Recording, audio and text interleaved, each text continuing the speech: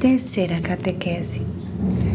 Na segunda narrativa da criação, encontra-se a definição subjetiva do homem.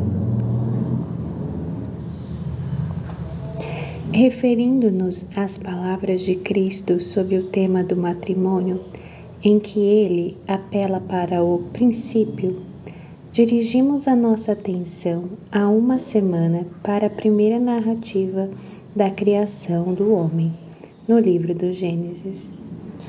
Hoje passaremos à segunda, que, sendo Deus nela chamado Javé, é muitas vezes denominada Javista. A segunda narrativa da criação do homem, ligada à apresentação tanto da inocência e felicidade original como da primeira queda, tem por sua natureza caráter diverso. Embora não querendo antecipar as particularidades dessa narrativa, porque nos convirá a apelar para elas nas outras análises, devemos reconhecer que todo o texto, ao formular a verdade sobre o homem, nos maravilha com a sua profundidade típica, diversa da do primeiro capítulo do Gênesis.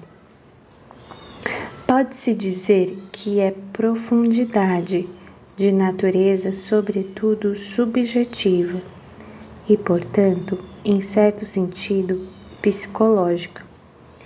O capítulo 2 do Gênesis constitui, em certo modo, a mais antiga descrição e registro da autocompreensão do homem. E, juntamente com o capítulo 3, é o primeiro testemunho da consciência humana.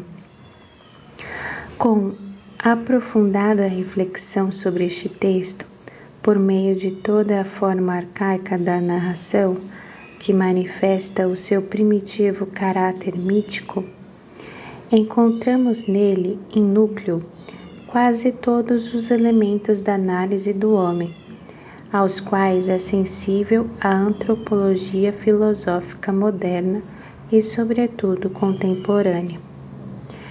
Poder-se-ia dizer que Gênesis 2 apresenta a criação do homem, especialmente no aspecto da sua subjetividade. Confrontando entre si ambas as narrativas, chegamos à convicção que esta subjetividade corresponde à realidade objetiva do homem, ser criado à imagem de Deus. E também este fato é, de outro modo, importante para a teologia do corpo, como veremos nas análises seguintes. É significativo, na sua resposta aos fariseus, em que apela para o princípio, indicar Cristo primeiramente a criação do homem, com referência a Gênesis 1, 27. O Criador, no princípio, criou os homem e mulher. Só em seguida cita o texto de Gênesis 2, 24. As palavras que diretamente descrevem a unidade e indissolubilidade do matrimônio encontram-se no contexto imediato da segunda narrativa da criação, cuja passagem característica é a criação separada da mulher. Ao passo que a narrativa da criação do primeiro homem macho se encontra em Gênesis 2, de 5 a 7. A este primeiro ser humano chama a Bíblia homem, Adão, ao passo que, desde o momento da criação da primeira mulher, começa a chamar-lhe macho, Is, em relação a Isha, fêmea, porque foi tirada do macho, Is. E é também significativo que, referindo-se a Gênesis 2, 24, Cristo não só liga o princípio com o mistério da criação, mas também nos conduz, por assim dizer, ao confim entre a primitiva inocência do homem e o pecado original. A segunda narrativa da criação do homem foi fixada no livro do Gênesis exatamente em tal contexto. Nele lemos, primeiro que tudo, da costela que retirara do homem, o Senhor Deus fez a mulher e conduziu-a até ao homem. Ao vê-la, o homem exclamou: Esta é realmente osso dos meus ossos e carne da minha carne. Chama-se-á mulher, visto ter sido tirada do homem. Por este motivo, o homem deixará o pai e a mãe para se unir à sua mulher, e os dois serão uma só carne.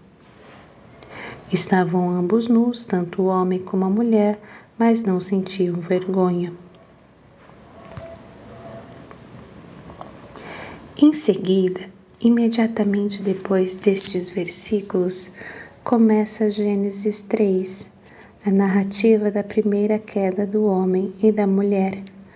Narrativa ligada com a árvore misteriosa que já antes fora chamada Árvore da Ciência do Bem e do Mal.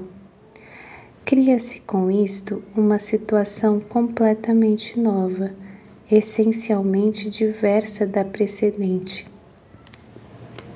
A árvore da ciência do bem e do mal é uma linha de demarcação entre as duas situações originais, de que fala o livro do Gênesis. A primeira situação é de inocência original, em que o homem, macho e fêmea, se encontra quase fora da ciência do bem e do mal, até o momento em que transgride a proibição do Criador e come o fruto da árvore da ciência. A segunda situação, pelo contrário, é aquela em que o homem, depois de transgredir um mandamento do Criador, por sugestão do espírito maligno, simbolizado pela serpente, se encontra, em certo modo, dentro do conhecimento do bem e do mal. Esta segunda situação determina o estado de pecaminosidade humana, contraposto ao estado de inocência primitiva. Se bem que o texto já vista seja no conjunto muito conciso, basta, contudo, para diferenciar e contrapor com clareza aquelas duas situações originais. Falamos aqui de situações tendo diante dos olhos a narrativa que é descrição dos acontecimentos. Apesar de tudo, através desta descrição e de todas as suas particularidades, surge a diferença essencial entre o estado de pecaminosidade do homem e o da sua inocência original.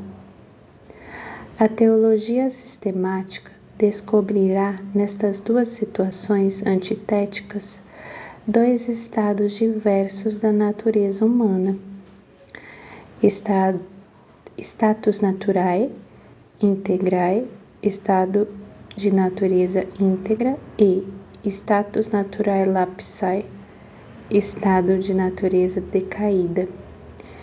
Tudo isto deriva daquele texto já vista de Gênesis 2 e 3, que encerra em si a mais antiga palavra da revelação, e tem evidentemente um significado fundamental, quer para a teologia do homem, quer para a teologia do corpo.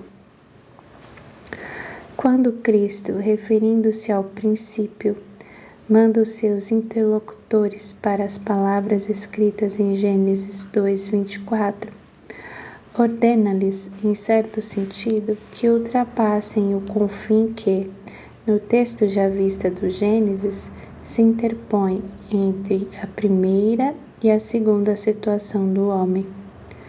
Não aprova o que, por dureza do coração, Moisés permitiu, e refere-se às palavras da primeira ordem divina, que neste texto está expressamente ligada ao estado de inocência original do homem.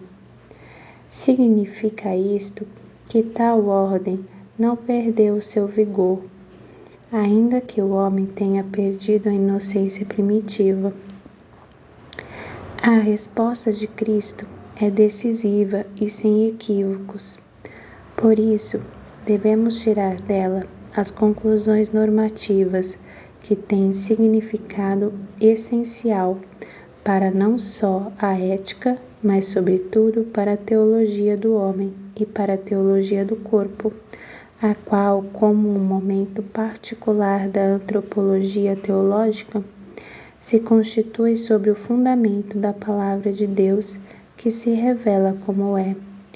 Procuraremos tirar essas conclusões durante o próximo encontro.